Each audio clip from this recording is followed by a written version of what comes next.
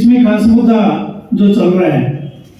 वो हमारे गृह मंत्री माननीय अमित शाह जी के द्वारा जो स्टेटमेंट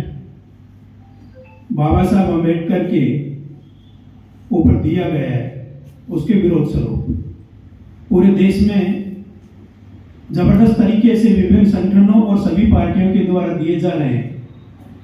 एक तरफ हम बात करते हैं कि संविधान से देश चलना है,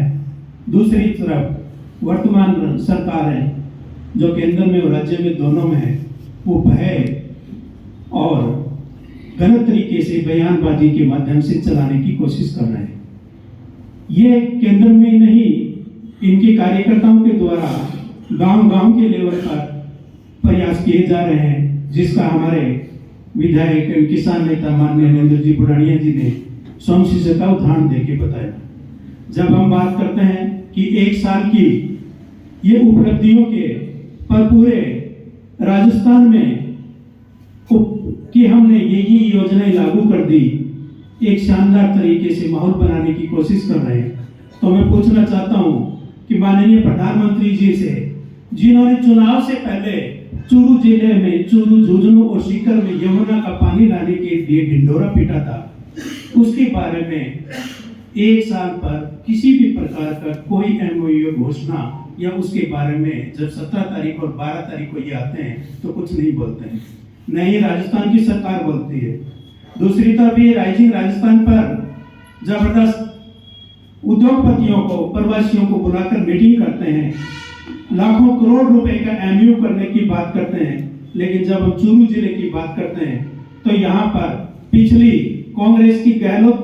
माननीय गहलोत जी के नेतृत्व में जो सरकार थी, चूरू जिले के अंदर 400 बीघा जमीन में यानी 100 हेक्टेयर में फूड पार्क बनाने की घोषणा की गई थी और उसके लिए भानीपुरा के अंदर जमीन भी अलॉट हो गई। लेकिन आज हम इस सरकार और प्रशासन को पूछते हैं कि उसकी प्रगति कहां तक है, तो मैं गारंटी के साथ ये कह सकता हूं, क्योंकि मैं और एमएलए साहब के सानिध्य में हम मिले थे, तो इस पे एक चर्चा हुई थी तत्कालीन कलेक्टर साहब से जो इनसे पहले थे। उन्होंने कहा हमें पता ही नहीं कि इस प्रकार की क्या स्कीम है।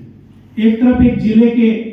कांग्रेस सरकार के फूड पार्क के यानी कि फूड पार्क एग्रीकल्चर प्रोडक्ट का प्रसंस्करण करके एक इंडस्ट्री डेवलप करनी थी और लोगों को रोजगार देना था। राज्य सरकार और यहाँ के ऑफिसर्स को ये पता ही नहीं है कि इस प्रकार की भी कोई योजना थी कि या जमीन अलॉट की गई थी। बाकी एक बात करते हैं हम पूरे उत्तर भारत में चूरू जिले के अंदर झींगा मछली पालन का यहाँ पर सबसे बड़ा उद्योग है। गवर्नमेंट की पड़ोसी राज्यों में बिजली की जो रेट है उससे कई गुना कॉमर्शियल रेट राजस्थान सरकार द्वारा उन झींगा मछली फार्म पर लगाई जाती है। 58 लाख रुपए की वीसीआर भरी गई है जिनके कारण 150 झींगा मछली फार्म यहाँ पर बंद हो चुके हैं। तो हम यही कहना चाहते हैं हमारे नेतृत्व के साथ कि ये सरकार बोलती कुछ है, करती कुछ है और दलित, किसान और कमजोर वर्ग के लिए को दरकिनार कर एक विशिष्ट वर्ग, एक अभिजातीय वर्ग को प्रोटेक्ट करके शोषित वर्ग की एक श्रृंखला पूरे देश में खड़ी करके राज करने की कोशिश कर रही है। इसी के साथ धन्यवाद।